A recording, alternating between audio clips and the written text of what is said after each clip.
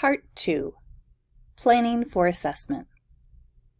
Scoring guides have been built to help teachers to identify the assessment opportunities available within the ELA units. We recommend that teachers use multiple measures to indicate student progress across a quarter. That student data can be collected in a number of different ways. It's important that teachers know what is available to them in order to make decisions around collecting student data. Here is what you will need for this module. Teachers should have a print copy of the scoring guide for the quarter that is their focus. Additionally, teachers should have the criteria for proficiency for that same quarter, the planning guide, which was provided to coaches for quarter 2 via the communique. Teachers should also have their binder for quarter 2 and a copy of the assessment and planning protocol. If teacher teams would prefer to look ahead at quarter 3, then they will need to access binder documents via the curriculum website. The goals for this module are to develop a deeper understanding of the assessment opportunities within the unit in order to develop an assessment plan. Teachers will think about what assessments are best suited for specific standards and how these assessments might be scheduled across the quarter. Teams will also want to prioritize certain assessments in order to bring those to the grade level meetings.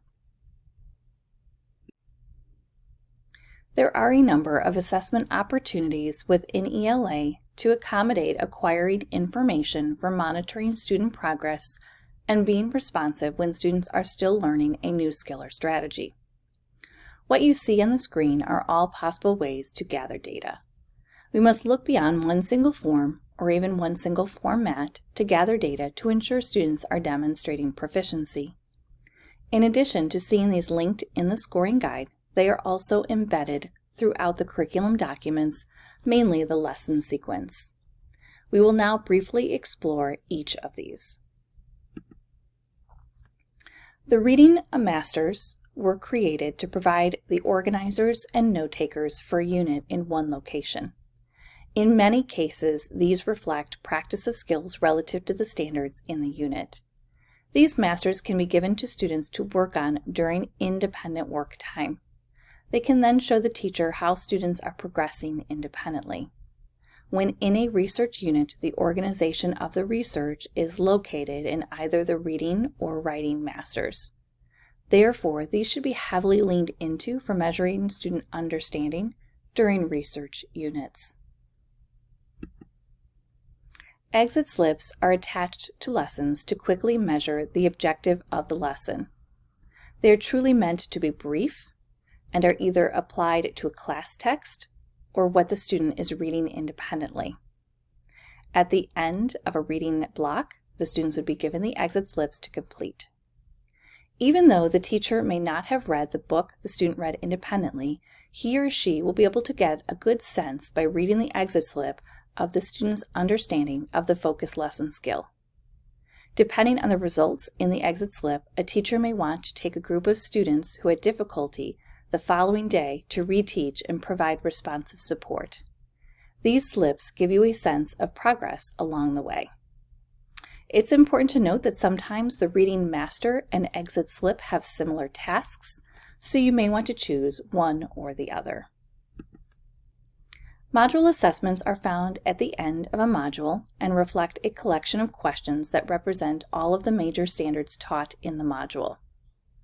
It is important to note that sometimes our research units do not always have module assessments because the research itself becomes the collection of data that a teacher would review. The questions in module assessments typically mirror that of the common assessments and would give the teacher an indication of how students would perform on the common assessment at this point. Teachers may want to incorporate flex days to reteach following the module assessment if students showed any challenges with certain skills. The pre and post common assessments are found at the beginning and end of a unit. They reflect all of the standards taught in a unit. This assessment also includes a common, longer grade level text students read in order to answer the questions. As a pre-assessment, it shows the teacher the entry level of the students, which may help with guidance around pacing of the unit. As a post-assessment, it shows how well the students have internalized the skills of the unit. The teacher may opt to engage in some reteaching after the post-assessment if needed. Probably one of our most underutilized tools are the observational checklists. The observation checklists reflect the goals of the lessons in a module. Teachers often take this sheet, add students' names to the side, and then keep it on a clipboard.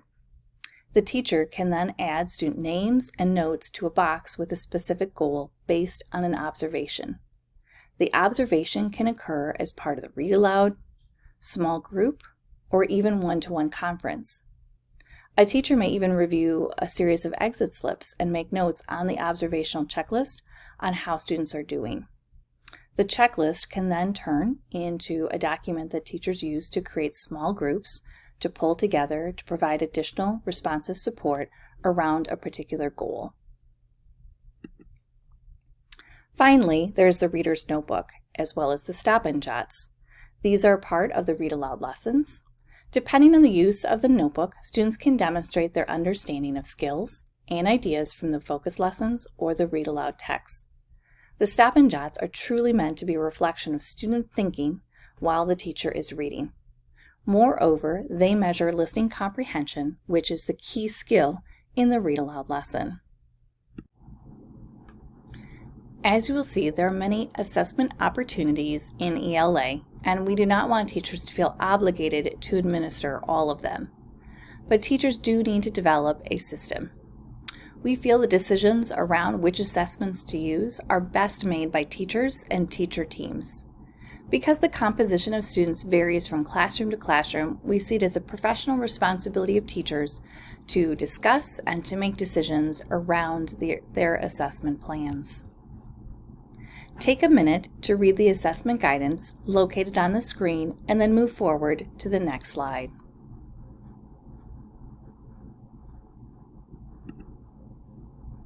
Since we opted to simplify our progress report language, now multiple standards may fall under a large umbrella.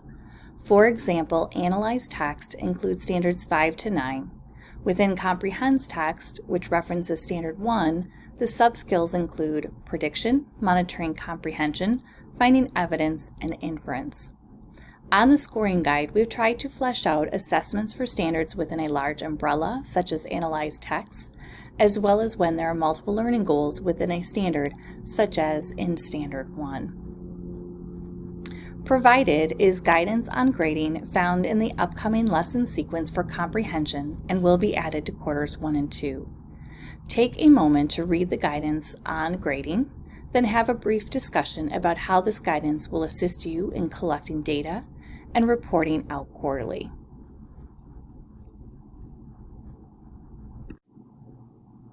We will now prepare to engage in work to develop an assessment plan. It all starts with understanding the outcomes of a unit. What do we want students to achieve as a result of this unit? What is the big picture? In this first step, teacher teams will review the criteria for proficiency for the unit they are creating an assessment plan for. They might also engage in some review of items within their binder, such as the lesson sequence or even the lessons themselves. The team should read through the standards in the criteria and discuss the following questions. Someone from the team may opt to take some notes regarding the conversation. At this point, the facilitator can pause here to provide time for teams to engage in this step.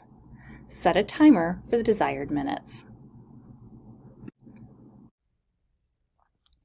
In this next step, teachers will refer back to their criteria for proficiency, as well as use the scoring guide for the quarter that is their focus.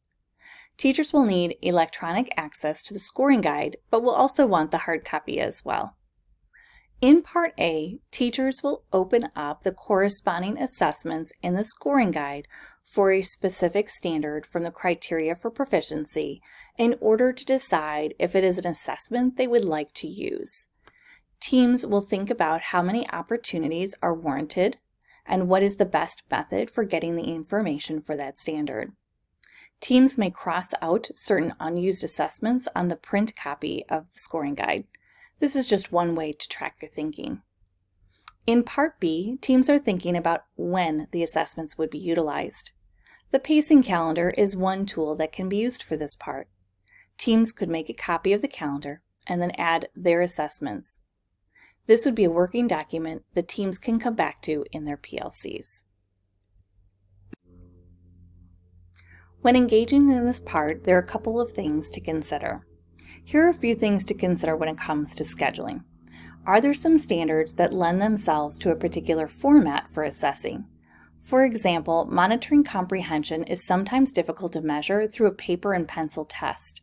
Rather, discussion in small group might be easier to get evidence for this skill. Also, think about how assessments might be staggered to give students time to practice and develop a skill before assigning a final grade.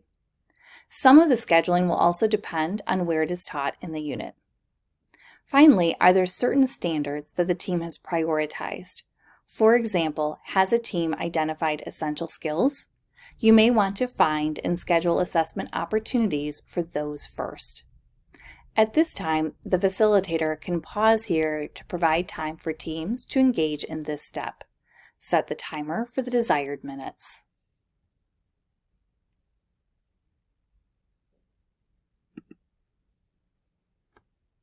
Now that teams have started an assessment calendar, moving forward, they should use that calendar to focus on particular standards and conversation around those standards at their grade level meetings.